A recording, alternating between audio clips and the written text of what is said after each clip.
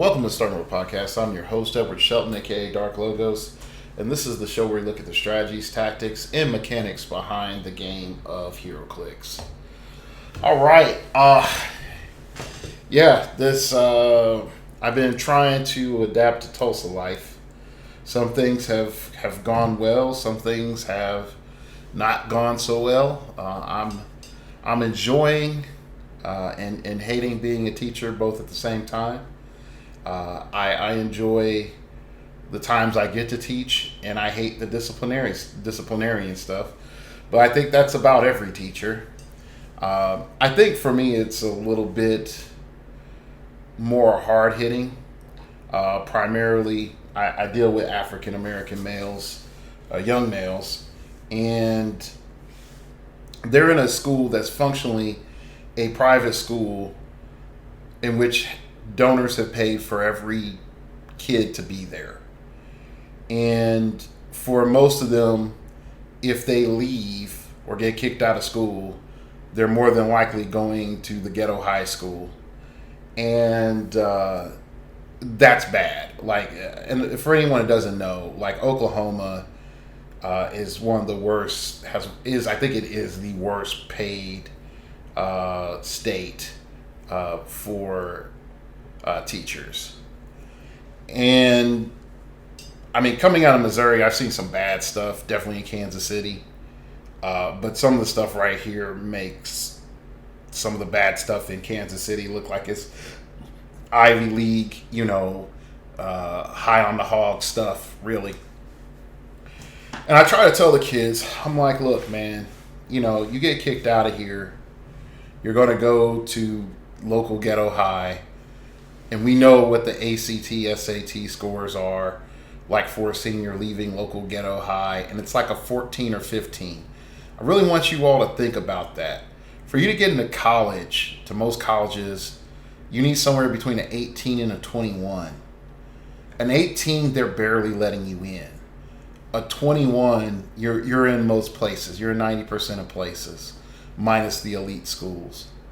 So I know that, the kids continually get kicked out of class. Eventually, they're out the school. Once they're out the school, their path is set, to failure. And I know some people will say it's just because they leave doesn't mean it's bad, and public school isn't horrible for everybody. No. This isn't any sort of coach try hard stuff going on here. This is trifling. It's trifling. So the part that's been the struggle is trying to maintain my class while at the same time wanting to have some level of empathy for these kids that are literally showing their butt every time I start class. So it's rough out here in these streets. Pray for a brother. But you didn't come here to hear the Dark Logos blog. You come here to talk about the heroclix. So what I'm going to say is I'm wrong. Today's episode is entitled I'm Wrong. Brought to you by last episode of the Star Trek review.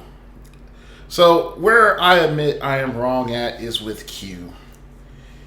Now, I made some assumptions with Q that I thought were based off of Trelane.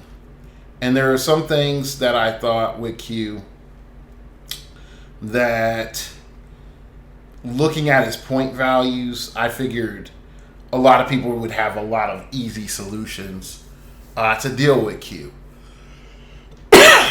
I was wrong.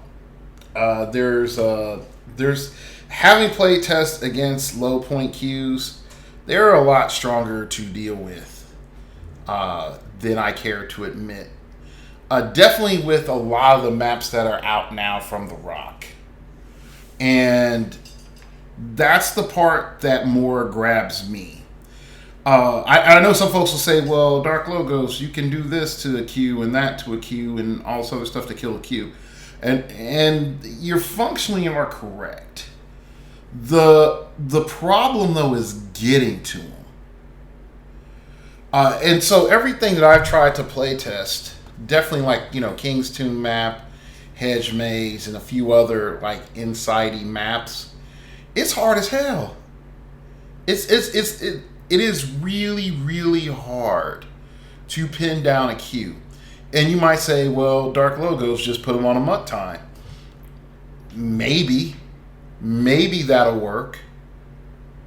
You don't quite know. Sometimes you can get the Cyclops shot off, but if he has a 6 cot for super senses, you're wasting your time. You're functionally wasting your time.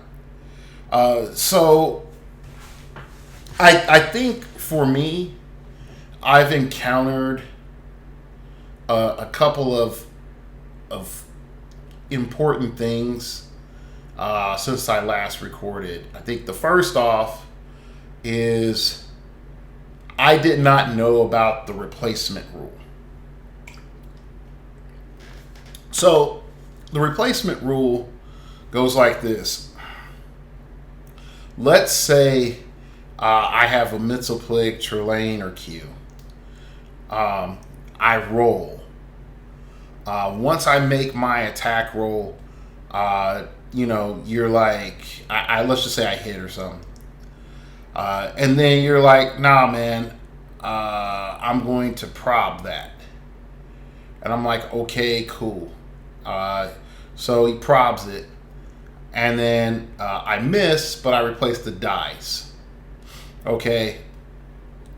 Now, what I thought was you could just prob it again.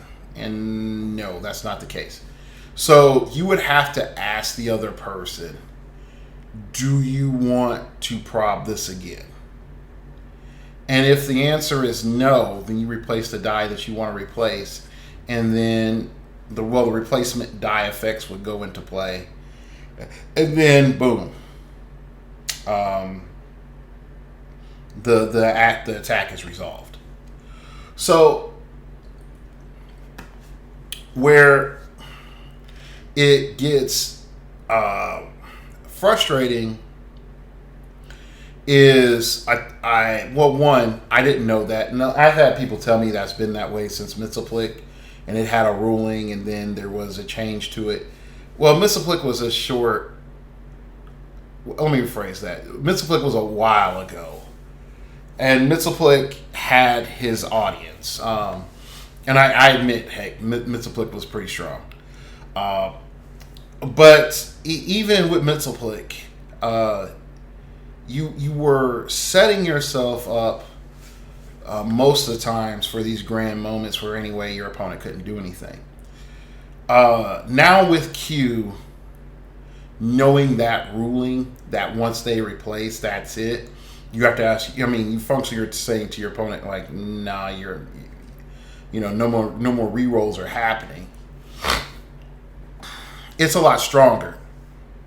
It's way stronger than I thought, and definitely being able to replace super senses with ones if need be.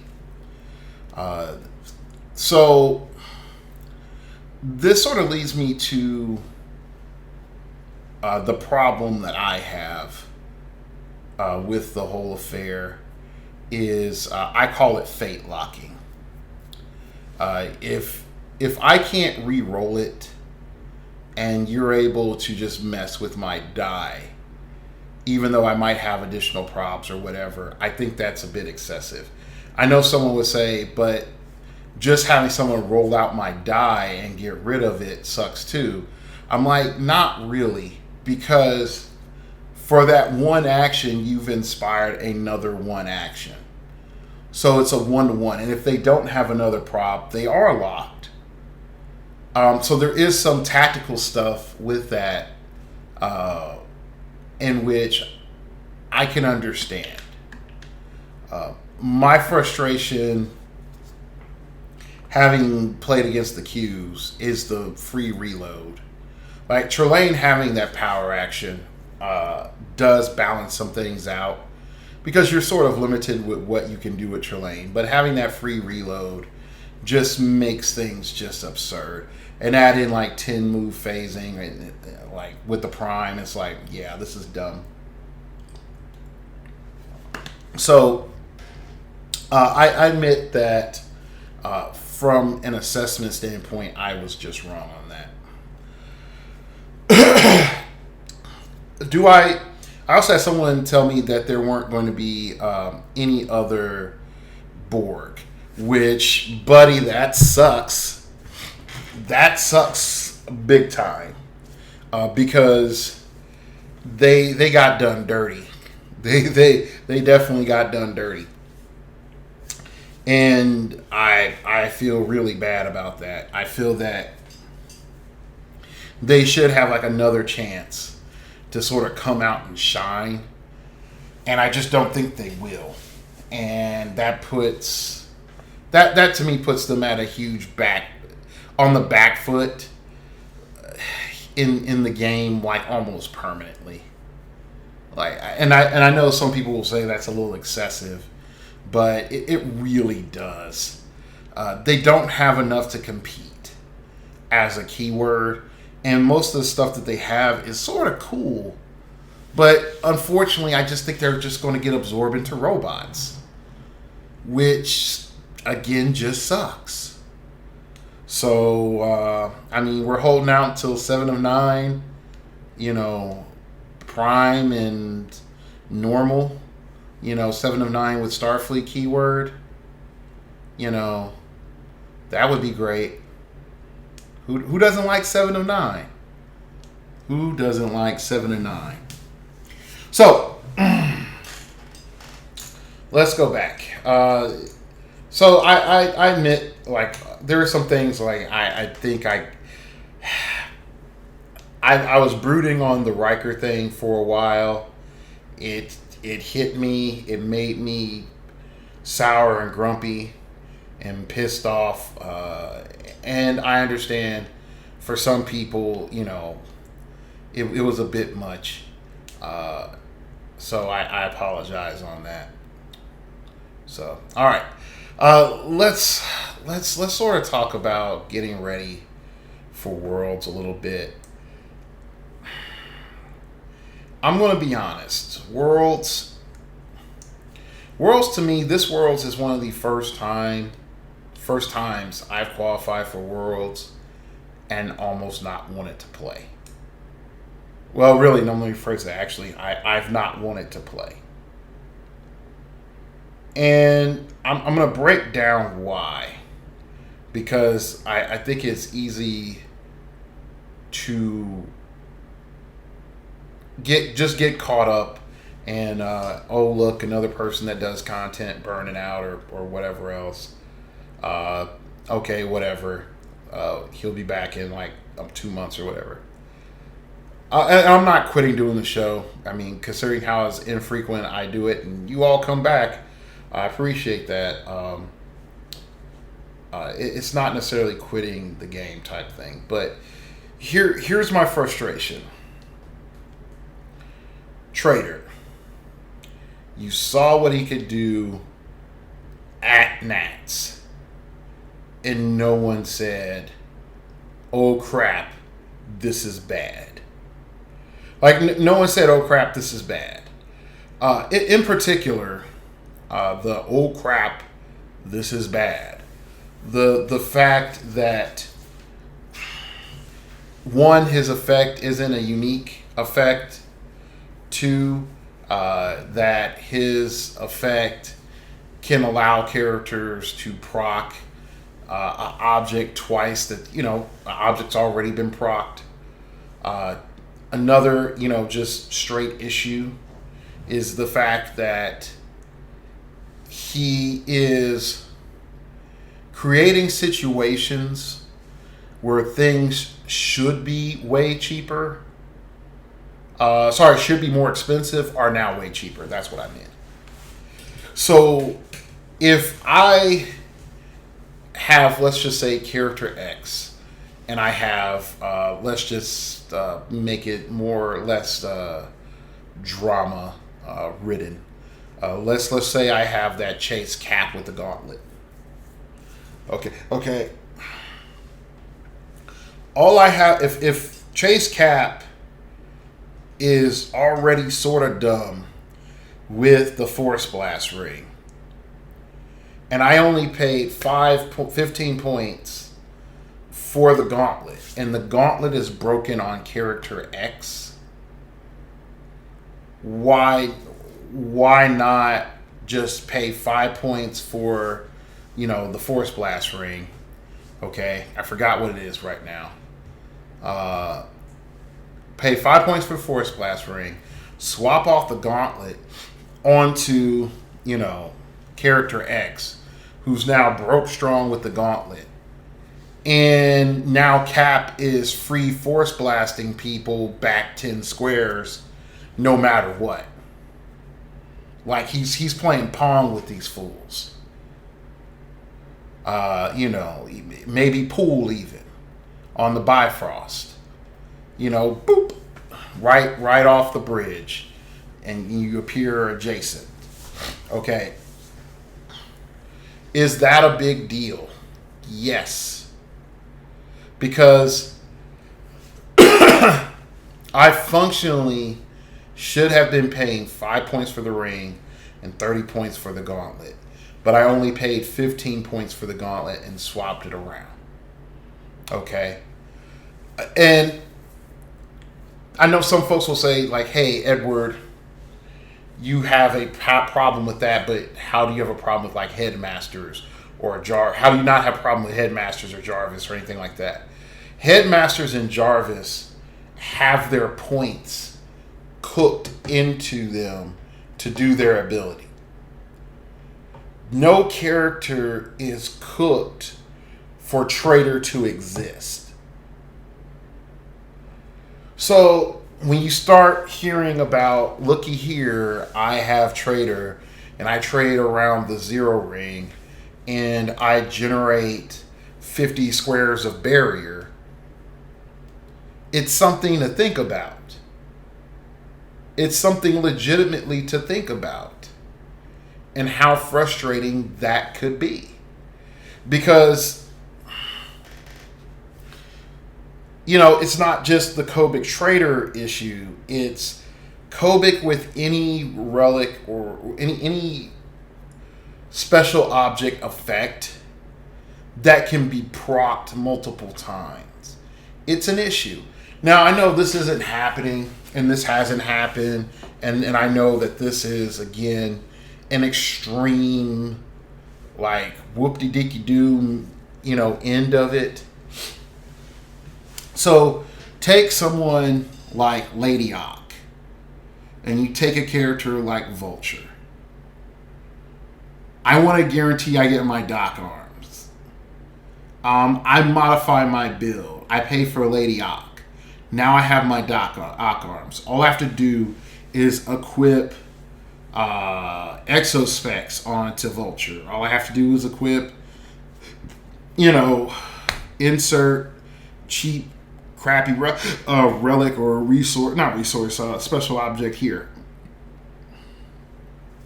Boom, now I have it. Now I know some of you would say, but oh man, Edward, that's really expensive because you're paying full on for Traitor and for Doc Ock. Lady Ock. And I'm like, well, look here. There is nothing stopping me from charge flurrying with Vulture, getting, Lady Ock into position, and, if everything's sort of close by, and swapping, if I play my technique right, and then charge flurrying with Lady Ock. There's nothing stopping for me doing that if my opponent sets me up.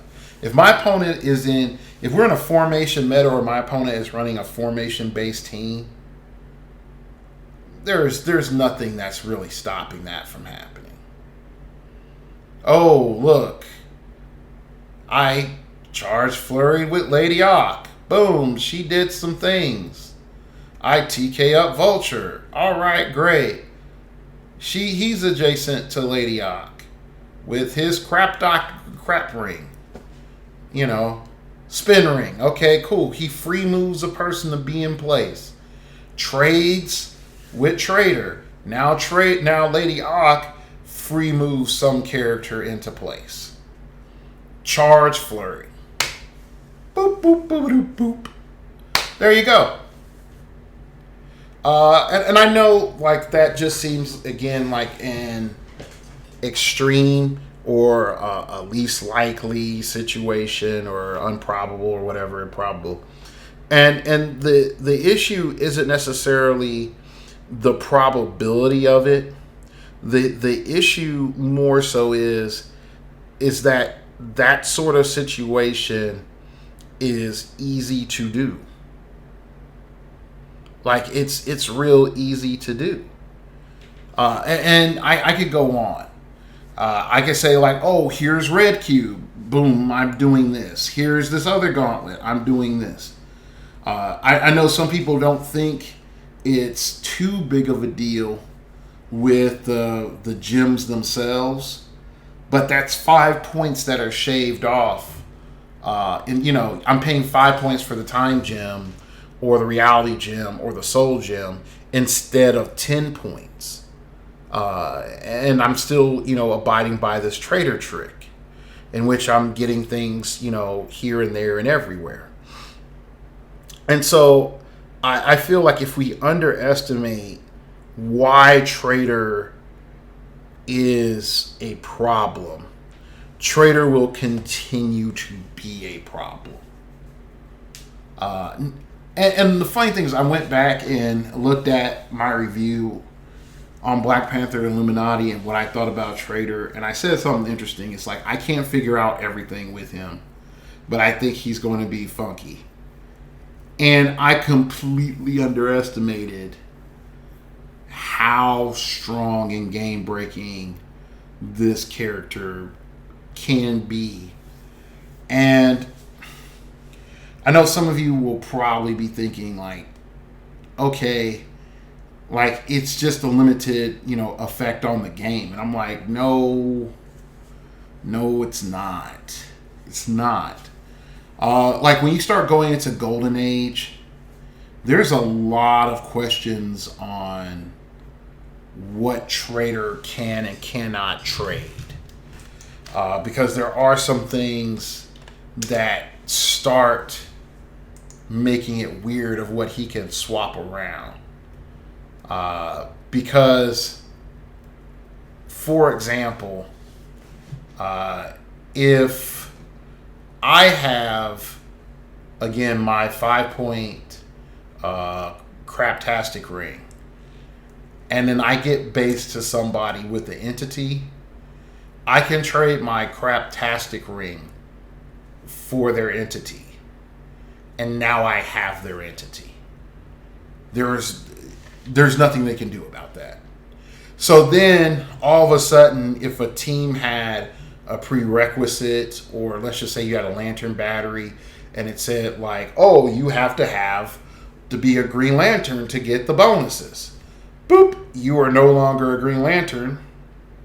You no longer get the bonuses. So there are a multitude of effects that start to become questioned. So resources are assigned. Our ID cards that are onto the on the not on the Quinjet. Are they equipped on the Quinjet? Are they equipped on the Round Table? Are they equipped on the Justice League teleporter? If so, you can jack ID cards. Like, and again, I could be wrong on that part, and I'm willing to be wrong. I hope it doesn't have an effect on hammers, because that would be a problem too. So it's a problem. It really is a problem. I do think it's, like, haha, funny shenanigan, okay, cool. But I think there's some things that need to be revisited, like one trade per turn. And so I know some things won't trade that badly, or you can only trade if the cost is within 5 points of each other. So you can't trade Kobik's gym with the Space Gym because of it's a bad trade. That sort of thing. There's probably some other things that could be done to make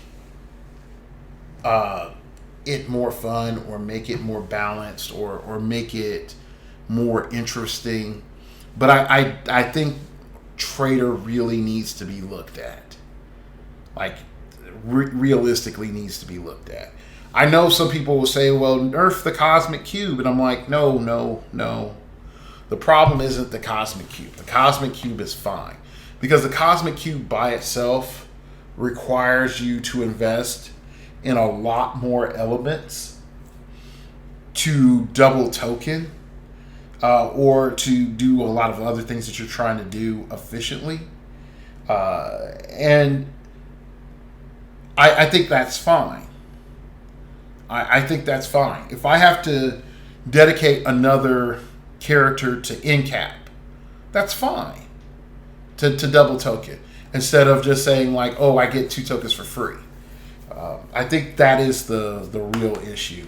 And I think that leads me really to maybe something I've talked about before, is when you encounter a situation in game design where characters are locked out from playing, like there's no ends, ifs, or buts about it. You're locked out from playing. I think you're in a bad game design state. That something has to be done. If I'm locked out for a turn, that's fine. But if I am perpetually locked out, then I think there's a problem. And so there was something that I forgot who I was talking to.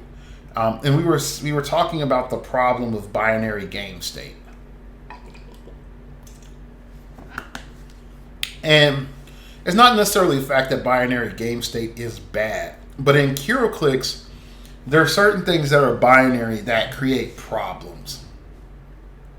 So, for example, stealth, outwit, and being adjacent. You can draw a line of fire for an attack, for a melee attack, but you can't draw a line of fire for outwit. Okay, like I'm punching the bush. I think there's someone in there, but I can't see him, so I'm punching the bush. Okay, so that logic is okay, quote unquote. But realistically, there should be some to perceive check. Even if it's a 5 through 6. I'm adjacent. You're in stealth. I roll a 5 through 6. I outwit you. Okay, great. Now I can outwit you. I think that's fine. At least that way, stealth isn't necessarily binary. You're like, well, then that just neuters stealth completely. No one wants to use stealth because you just run up to it. Make it a 6. Just make it a 6. Instead, like that's easy to fix.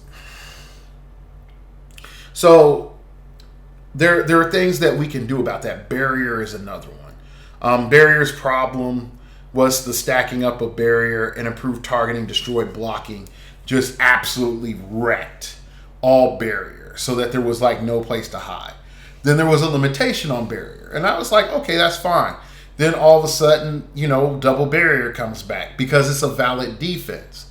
Well, okay, I could still have it be a valid defense. How about this? For every square past the first square of blocking terrain that the blast goes through, the damage reduced by 1 before damage reduction. Boom.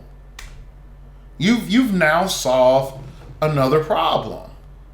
So if I want to drill through, 3 squares of barrier, I can, but I I have to have a valid target. I just can't be like, I'm going to shoot through these 3 squares of barrier right here because I can. You can't do that. I think there are some things which need some scales with some advantages and disadvantages. I know some people will say is dark logos. That will make the game more complicated and new people will have problems. Just being real about it, this game is not new player friendly as it is. And WizKids has done a good job making things better. Please. Kenny, don't get me wrong on this, buddy. We're still on neutral, okay?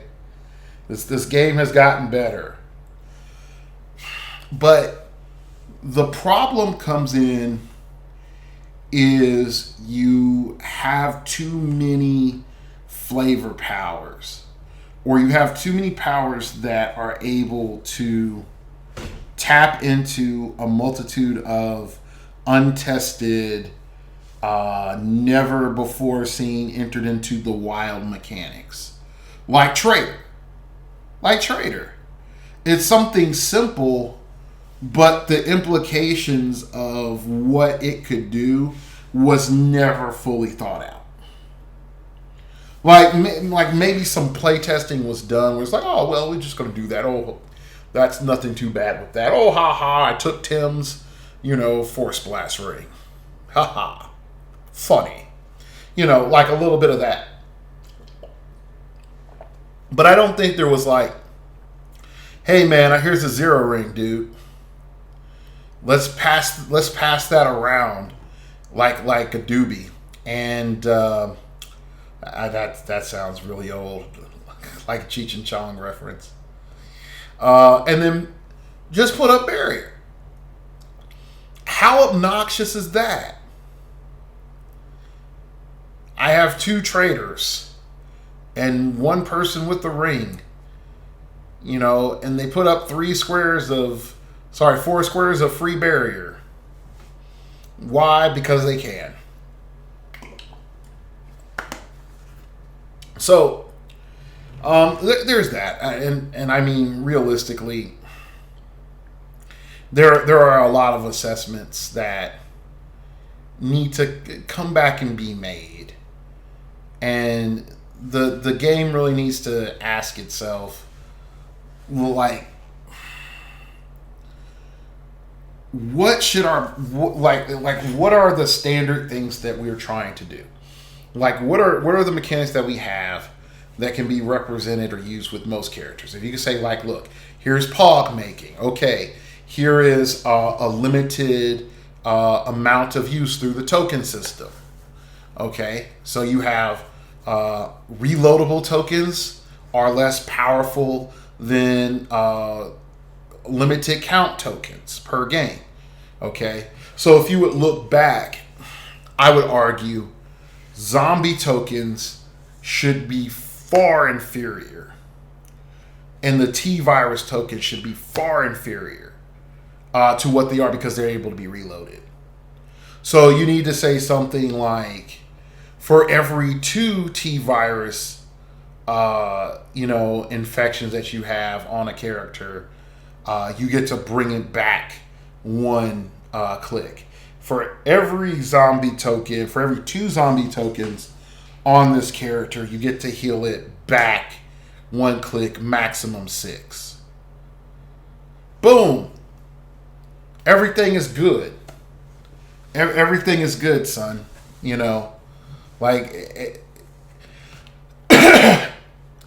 So I think there's some basic stuff like that WizKids needs to go back and just reassess or going forward for future sets. Like, think about this as actual, design thought and mechanics. It's like, oh, okay, so we have a character that trades. Do we want them to be able to trade anything? What does that mean if they could trade anything without restriction? Okay, well, we make it once per turn. What if we made it once per game? What could they trade? What would be the difference between a character that would trade, once per turn instead of once per game? So you could say, like, oh, once per turn, then it's only with friendlies.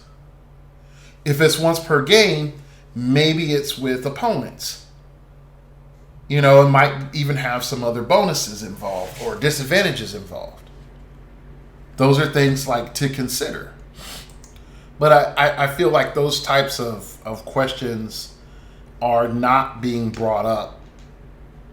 Or at least, like, the foresight is not being presented. And if it is, then there's some serious questions that have to be made with what's being decided. Or better yet, like, there's some major decisions that have to be made with the actual competitive impacts of it. And I know, like, we haven't had a watch list for a while. I know some folks will say, like, what should be on the watch list? You know, Dark Logos, if you're making the watch list, what are you putting on the watch list and why and blah, blah, blah. And I would just be honest. Right now, I think most of the game is fine outside of Trader. I think the you need to revert the ruling on replacement die and have you be able to prob those. I think that will be necessary because fate locking sucks. Like it just does, and I don't. It's not a fun mechanic, and die replacement should have some strengths. Replacing super senses, replacing impervious. I can understand that being tolerable. I'm not for it 100%, but I'm not against it 100% either. But automatically, like, oh, I rolled a 1. I have a 1 on one of my die. Can you re-roll? Are you going to re-roll it? You don't know the ruling. So you're like, no, I rolled a 7. And you're like, no, you didn't. I replaced a 6 with a 1. Now you crit miss, son, and now your character dies. And it's like, I want to prob it. You can't because you rolled that. And I replaced the die. You missed that stage of the game. And I know, like, some people again say, well, that's not fair. And, you know, that's not necessarily going to always be the case. But it's going to be a case enough of the time. I already sort of see it. So, yeah. All right, so for the rest of the show, I am, as soon as I can find Facebook again, I'm going to answer some Malcolm Rush questions as best as I can. Now, I've been behind on my Malcolm Rush questions. So, here we go. I think this is July. I think I may or may not done that one. So let's go into it. What other hobbies do you like besides heroclix, Warframe, and Latin dancing? But yeah, Warframe and Latin dancing.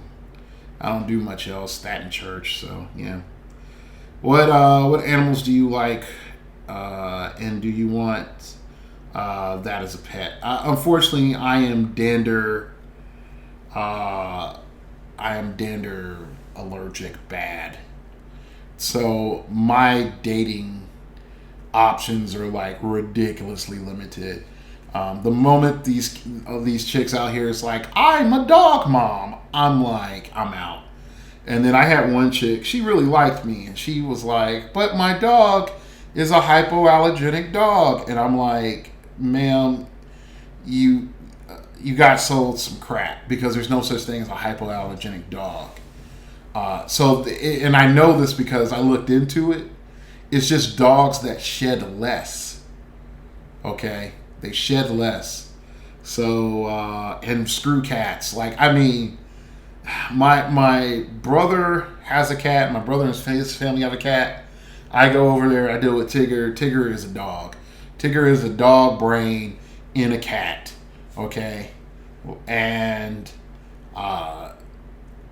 even with him, I had to build up some tolerance to him. But if I'm like around him for, let's just say, like 8 hours, I'll start wheezing. So no on the animals. What games do you enjoy besides heroclix? Warframe. Like, I have some other computer games I play. Endless space. Endless space, man. I had to stop playing.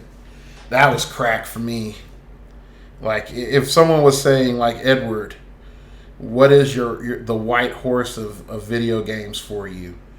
And I would say endless space, because my leadership skill, my arrogancy, that the Shelton pride, and wanting to see the future, all sort of wrapped into one, like, spawn into me when I play that game.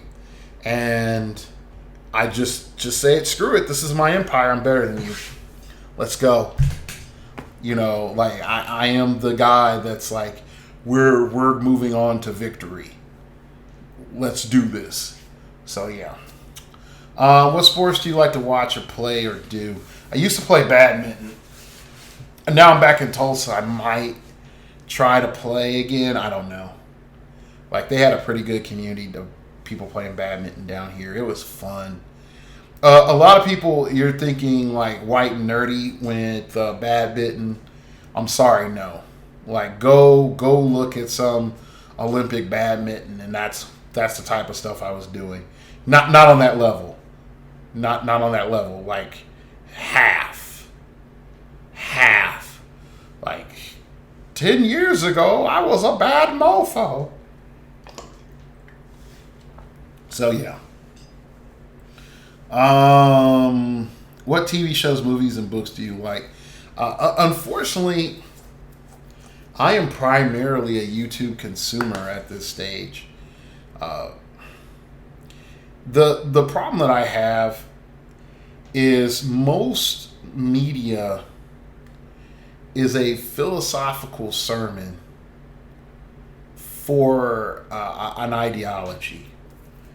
And I encountered something, primarily studying to be a minister, when I was younger.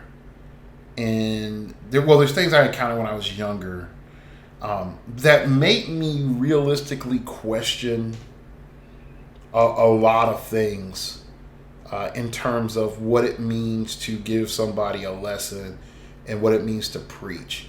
So if you rewind back to like the mid 90s, like LL Cool J had a TV show, mid or late 90s, I forgot. So in that show, what ends up happening is he has a roommate, and his roommate has two kids, and pretty much LL Cool J is like the player. He's probably 40 at the time. Just turned 40. Because we all know LL Cool J is... That's not black don't crack. That's like black with plastic surgery and money and the best health care you can get. That's what LL Cool J is. But so there was a show in which they took the kids to church because the kids and the wife and LL Cool J hadn't been to church in a long time.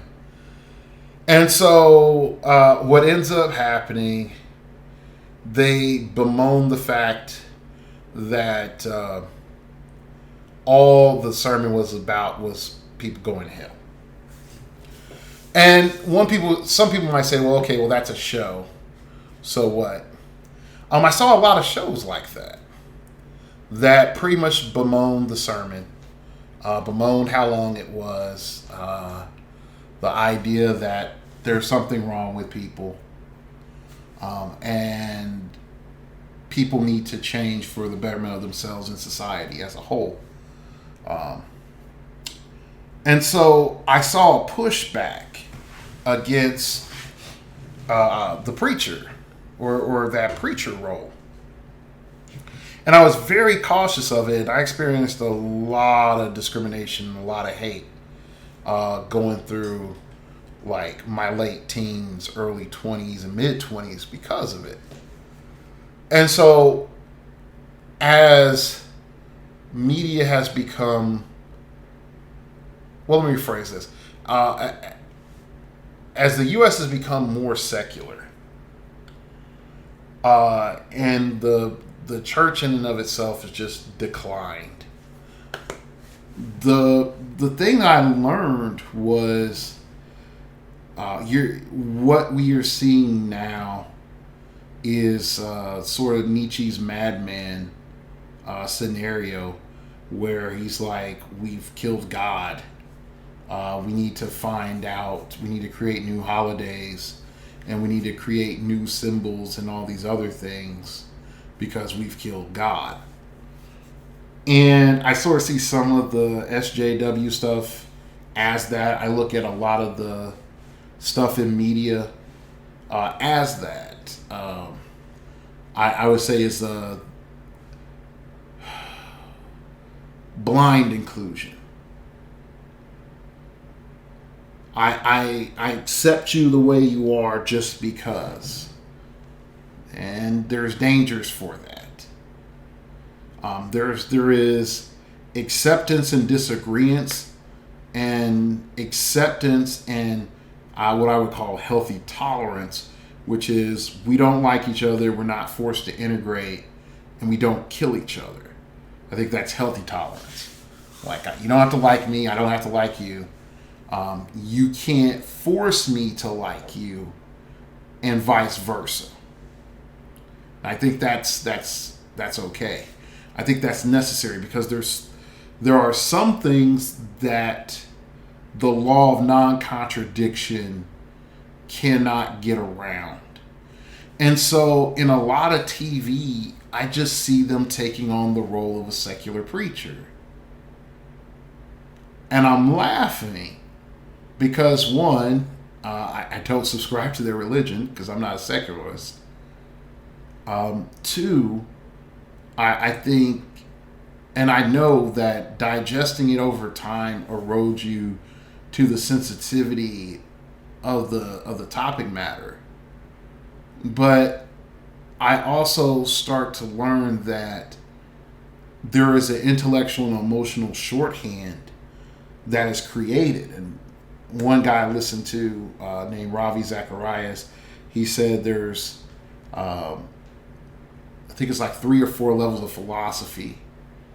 And he said the most base level of philosophy is kitchen table philosophy. It's what our family believes and why we believe it. Then you have your social philosophy. What does our community believe and believe it? Why do they believe what they believe? Then you have your philosophy through the arts. And then you have actual like academic / theological philosophy. And he said like one of the biggest problems is people do not critically examine the worldviews, thoughts, and ideas that's presented through the idea of the arts most times, and they passively consume it. So if I put you in a philosophy class and I give you an idea, you're probably going to engage with the idea. If you're, at the kitchen table or in your society, you're going to probably engage with the idea. But if I put you in front of a screen in which the communication is one way, and you're already trained to be passive to that screen, then it to a degree it's not a conversation, it's not any form of thinking, it's just re-education. But that's just my opinion on it. That's one of the main reasons why I don't really watch a lot of TV. There's things on YouTube that I'll get into. There's teammates that I have. Heck, I have books I need to read. There's a lot of like lit RPG that I'm listening to on audiobooks. So I just don't watch TV anymore. It's not there. For books, it's lit RPG books primarily, or game lit. You can look them up on Audible. Uh, I recommend like The Land, Elron Kong, The Land.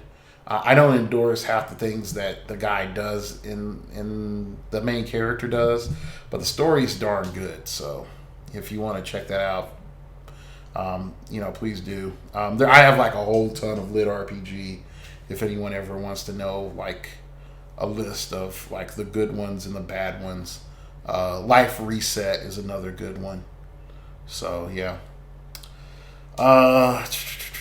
What countries have you visited, and which country do you want to go to? I wanted to go to Africa and go to South Africa, maybe a few other places in Africa. I wanted to go to Brazil. I've been to Mexico, and that's about it. I haven't gone anywhere else outside of my country, unfortunately. With my current job, I might actually start thinking about it because the potential for me to go out of country for a period of time legitimately is a lot more valid since I have summer downtime. So, that's... If South Africa still had their nationals, I probably would have gone. I think it was gonna be like me, Eric, and KJ. We were gonna try to go to that. Have like a to the motherland trip. So I know that feels a little depressing at the end. It's like, oh, he wanted to go to Africa. I'm like, yeah, I did, but Wiz Kids took it away. So, yep. So I know he sent me a bunch, man. So I haven't hit any of the August stuff. So I might end up doing that. He sent me a bunch of stuff about X-Men. I probably will answer those after the set comes out, or at least after that. So, all right, that's it for this episode. I gotta be honest with you all. I thought that Twitter was updating with my shows because I have my Twitter linked to my YouTube, and for some reason, it's not doing it. It's not doing that. So I apologize. I've been saying follow me on Twitter this entire time for months. And YouTube has just decided to royally screw me on the Twitter thing. I guess it's just decided it wasn't going to allow me to be supported anymore. Or what. But for the longest time, Twitter was consistent with every episode. The last episode I think it uploaded was Jamie Jordan was on in January. And that was it. So I've been pissed about that. And I know I've ranted about YouTube. And I've said my several things about YouTube. If this stuff wasn't free, nobody would pay for it.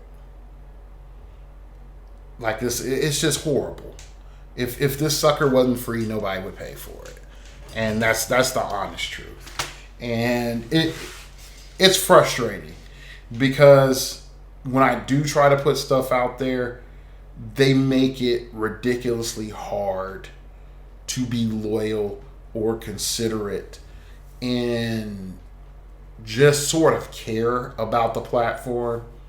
They do a lot of things just to appease a very minute amount of loud voiced people. And it's not even the people that get eyes on the platform. And I'm just frustrated. I'm just frustrated with it. So I'm going to try to get my Twitter back working right.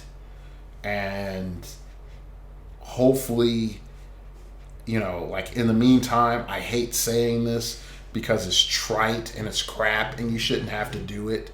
But hit the subscribe button and hit the dang stupid bell so that you can get notified on the show because they screwed with my Twitter notification. And it's frustrating. Anyway, email me at startingoverpodcast@gmail.com. That's startingoverpodcast@gmail.com if you wish to opine. Keep it piffy, keep it interesting, keep it awesome, baby. Let me know if you're going to nationals. I mean, not nationals. If you're going to worlds, uh, I'm going to try to be there. I'm going to try to do my best to be there. I'm leaving work and then going straight towards worlds. So uh, wow. Yeah, I'm just again sort of pissed. Uh, yeah, that's it. I like to thank you all for listening, and remember, we all have to start over sometime.